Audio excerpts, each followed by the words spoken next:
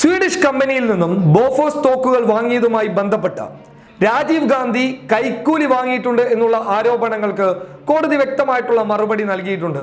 ആ വിഷയത്തിൽ രാജീവ് ഗാന്ധിക്കെതിരെ തെളിവുകളില്ല എന്നുള്ളതും രാജീവ് ഗാന്ധി ആ വിഷയത്തിൽ നിരപരാധിയാണെന്നുമുള്ളത് അന്ന് കോടതി വ്യക്തമായി പറഞ്ഞതാണ്. അത് പരസ്യമായ സത്യമാണ്.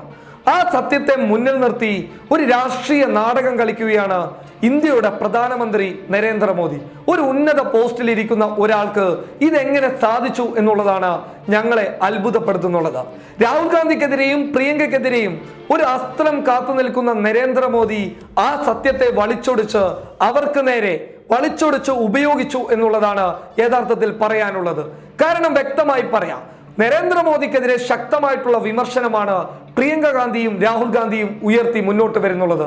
ചില വിമർശനങ്ങളൊക്കെ വസ്തുതാപരമായിട്ട് അവർക്ക് തെളിയിക്കാനും സാധിച്ചിട്ടുണ്ട്. അപ്പോൾ ഈ യാഥാർത്ഥ്യത്തെ നേരിടണമെന്നുണ്ടെങ്കിൽ എന്തെങ്കിലും ഒരു അസ്ത്രം തങ്ങളുടെ കൈകളിൽ വേണം, അത് എന്തായാലും പ്രശ്നമില്ല എന്ന ഒരു വിചാരത്തിൽ മുന്നോട്ട് പോവുകയാണ് നരേന്ദ്രമോദിയും കൂട്ടരും. എന്നാൽ നരേന്ദ്രമോദിക്കും കൂട്ടർക്കും കൃത്യമായ ഒരു മറുപടി ദൈവം തന്നെ നൽകി എന്ന് വേണം പറയാൻ. അതായത് 1985 രാജീവ് ഗാന്ധി ഇന്ത്യയുടെ പ്രധാനമന്ത്രിയായിരുന്ന സമയത്ത് എതിർസ്ഥാനത്തെ കരുത്തനായ നേതാവ്, പ്രതിപക്ഷത്തെ കരുത്തനായ നേതാവായിട്ടുള്ള വാജ്പേയിക്ക് കിഡ്നി സംബന്ധമായിട്ടുള്ള ഒരു അസുഖം ഉണ്ടാവുകയാണ്. കിഡ്നി സംബന്ധമായ അസുഖം രാജീവ് ഗാന്ധിക്ക് അറിയുകയും ഉടൻ തന്നെ വാജ്പേയിയെ തന്റെ വസതിയിലേക്ക് ക്ഷണിച്ച് രാജീവ് ഗാന്ധി ഒരു നിർദ്ദേശം അങ്ങോട്ട് നൽകുകയും ചെയ്തു.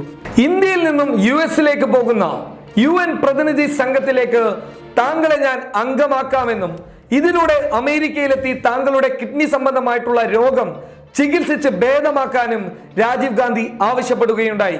അത് ഒരു രാഷ്ട്രീയ മര്യാദയാണ്. ആ രാഷ്ട്രീയ മര്യാദയുടെ പേരിലാണ് അന്ന് രാജീവ് ഗാന്ധി തന്റെ പ്രതിപക്ഷത്തിരിക്കുന്ന ഒരു കരുത്തനായ നേതാവിനോട് ഇക്കാര്യം പറഞ്ഞത്.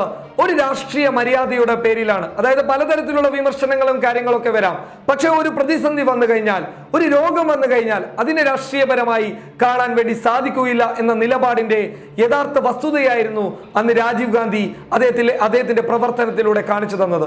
ഈ വിഷയത്തെ 1990 രാജീവ് ഗാന്ധിയുടെ മരണത്തിന് ശേഷം വാജ്പേയി തന്നെ കരൺ താപ്പറിന് നൽകിയ അഭിമുഖത്തിൽ വളരെ വ്യക്തമായി ഇക്കാര്യം പറയുന്നുണ്ട്. അത് മാത്രമല്ല, ദ അൺടോൾഡ് വാജ്പേയിലും ഇക്കാര്യം വ്യക്തമായി പറയുന്നുണ്ട്. അതോടൊപ്പം പൊളിറ്റീഷ്യൻ ആൻഡ് പാരഡോക്സ് എന്ന പുസ്തകത്തിലും ഈ കാര്യം വ്യക്തമായി പറയുന്നുണ്ട്. ഇത് ദൈവം മോദിക്ക് നൽകിയ ഒരു മറുപടി എന്ന് വേണം ഇതിനെ വിശേഷിപ്പിക്കാൻ. അതായത് രാജീവ് ഗാന്ധിയെ BJPയുടെ നേതാക്കൾ അപമാനിക്കുമ്പോൾ, മരിച്ചപ്പോൾ പോലും അഴിമതിക്കാരനായി എന്ന് പറഞ്ഞ് വലിയ രീതിയിലുള്ള ആരോപണങ്ങൾ മുന്നോട്ട് വെക്കുമ്പോൾ ആ രാജീവ് ഗാന്ധി BJPയുടെ നേതാവിനോട് കാണിച്ച മര്യാദയെ മുന്നിൽ നിർത്തി കഴിഞ്ഞാൽ ഒരു ദൈവം മറുപടി കൊടുത്തു എന്നുള്ളതല്ലേ വിശേഷിപ്പിക്കേണ്ടതുള്ളത്.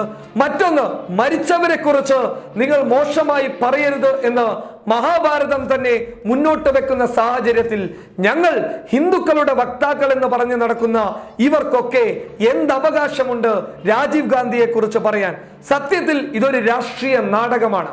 രാഷ്ട്രീയപരമായി എതിരാളികളെ എതിർക്കുമ്പോൾ കഠിനമായിട്ടുള്ള ചില പ്രയോഗങ്ങൾ നടത്തി അവരെ വിഷമത്തിലാക്കാനുള്ള ഒരു രാഷ്ട്രീയ തന്ത്രമായിരുന്നു മോദി മുന്നോട്ട് വെച്ചതെങ്കിലും അത് ഇങ്ങോട്ട് ഏറ്റിട്ടില്ല എന്നുള്ളത് തന്നെയാണ് വ്യക്തമാക്കിയിട്ടുള്ളത്. അതായത് രാഹുൽ ഗാന്ധിയുടെയും പ്രിയങ്ക ഗാന്ധിയുടെയും നേർക്ക് തൊഴുത്ത അസ്ത്രം തിരിച്ചു തന്നെ വന്ന് ഇടിച്ചു അല്ലെങ്കിൽ പരിക്കേൽപ്പിച്ചു എന്നുള്ളതാണ് അതിന് വ്യക്തമായി പറയാനുള്ളത്. മറ്റൊരു കാര്യം, ഈ വാജ്പേയിയുടെ അഭിമുഖം നരേന്ദ്രമോദി തന്നെ ഒന്ന് കണ്ടെങ്കിൽ അദ്ദേഹം എങ്ങനെയായിരിക്കാം ഇതിന് മറുപടി പറയുക എന്നുള്ളത് നമുക്ക് കാത്തിരുന്ന് കാണാം. News desk public Kerala.